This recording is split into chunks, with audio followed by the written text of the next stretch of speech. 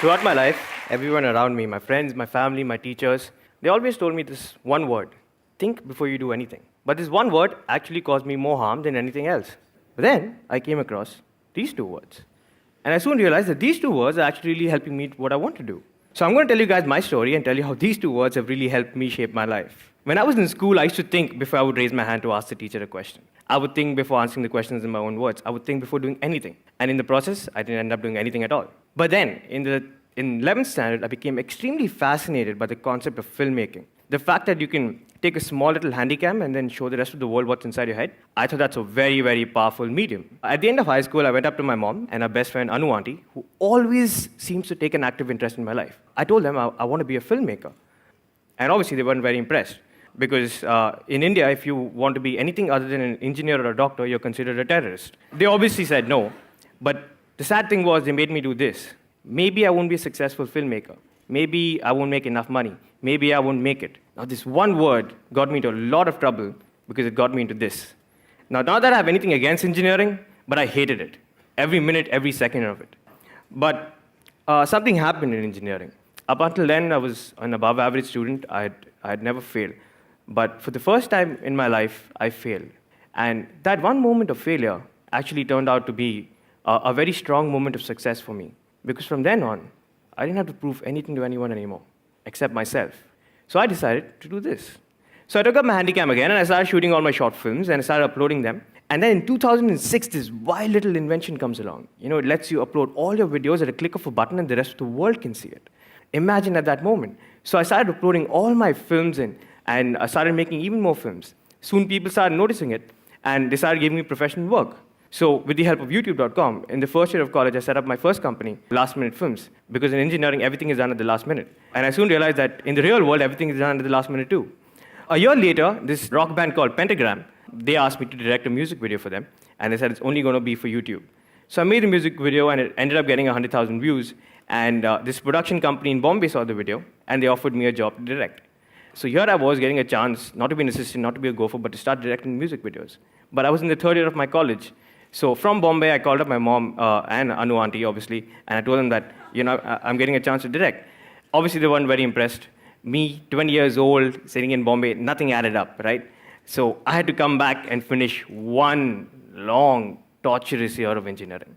Once I was finally done with my engineering, I decided that this is what I'm going to do. So I took a one-way bus ticket to Bombay. I landed up there. And I went up to the production company's office hoping that they'll have a job for me. And surprisingly, they did. And 2 months later, they sent me to Mr. Rahman's studio to direct small promo video. And I was shit scared because all I knew was network analysis and field systems. And here I was trying to direct Mr. Rahman in a promo video. But the shoot went off well, thankfully. But at the end of the video, all he told me was that, Varun, life is very short. Always do what you love and always do what you believe in. I kept those words for the rest of my life.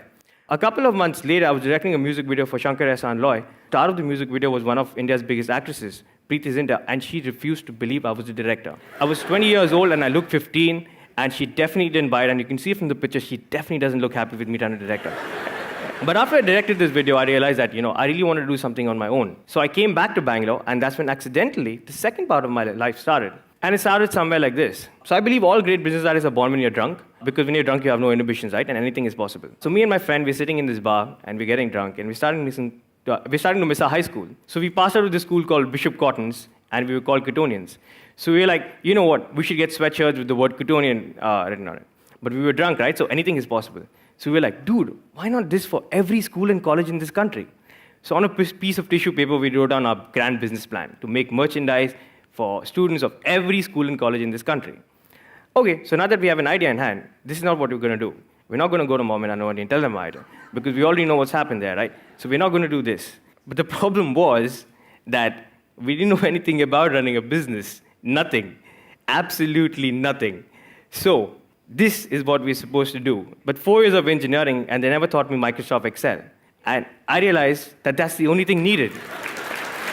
That one software practically defines everyone's life. So, and obviously this caused a lot of problems before, right? This is what we're going to do. So we found this manufacturing friend in a small town in Tripur, and he offered to make us some samples. We landed up at the old boys' day of Bishop Cottons with our small little stall and hoped that people would be interested. At first, nobody showed up, But then this one kid came and asked us, where do you get this hoodie from and can I buy it? And we said, yeah, you can. And then he got 10 of his other Cottonian friends and they got 10 of theirs. And in the first day itself, we ended up selling 2,500 hoodies. So that's when we knew that, yes, we have something in our hands. And the good thing was, when these Cottonian kids started wearing their hoodies and started moving around town, students from other schools and colleges got insecure. So they were like, where do you get that from? And that was our intention. So we knew that they're going to come to us. But then we knew that if we're going to do this for the entire country, we've got to figure out a plan.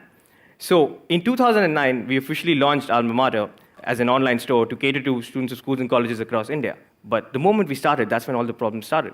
My friends were like, dude, what's wrong with you? Why are you doing this? You should just get a regular job. Why are you taking such a big risk? My mom was really worried because she thought I won't get any dowry. In India, if you don't work for Infosys, you do not get dowry. My mom was really worried. And Anu auntie called me a t-shirt salesman. All of this really started playing with my head, and I became really insecure. And I was like, what am I doing? What am I doing?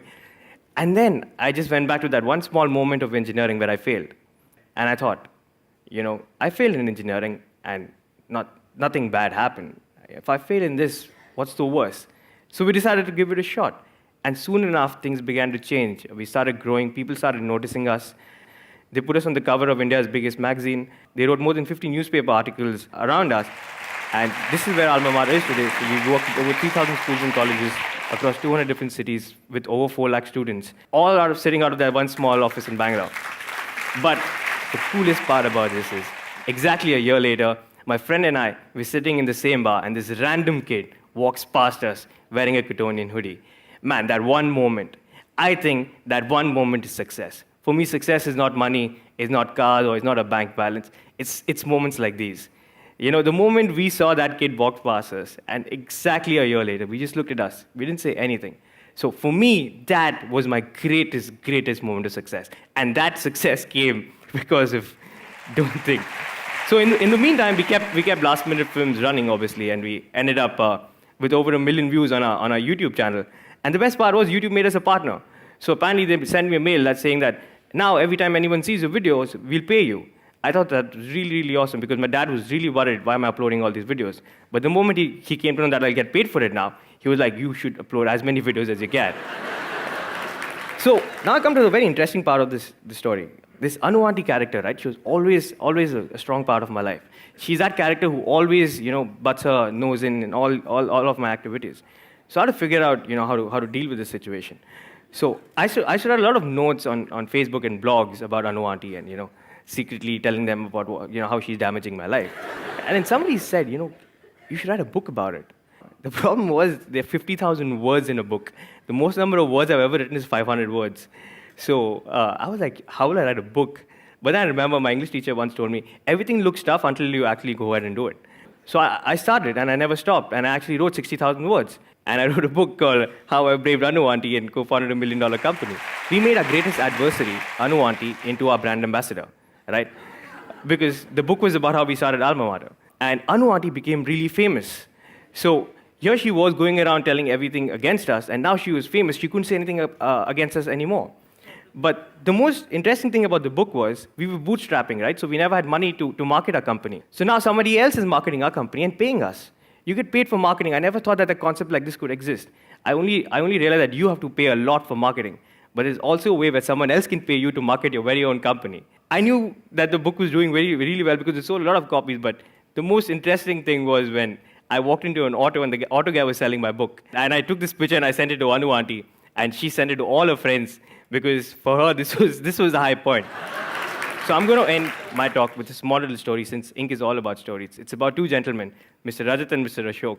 So I met Rajat on a plane and he told me this story. They both went to IIT in the 1980s. Then they went to Harvard Business School. Ashok went on to work for Apple. Rajat went on to work for a big consulting firm. Rajat recently came down to India for a business meeting. His car broke down in Calcutta, and they took him to this garage. And he found that the guy who was repairing the car was Ashok. Rajat was shocked. He was like, Ashok, how could you be repairing the car? You're the smartest kid I ever knew. You should probably be the CEO of some company. Then Ashok told him his story. He said, you know what, I worked for Apple for a few years, and I came back to India, made a company that increased fuel efficiency, sold that, and then started this garage because all I really loved was repairing cars with my very own hands. Rajat was the one telling me the story. He told me, Varun, I'm 65 years old. I'm the vice president of my company. My only regret in life is that I didn't live a life that I wanted to live. I lived a life that somebody else wanted me to live. And all he told me was, don't give up on your dreams. And for me to do that, I think, don't think, just do. Thanks.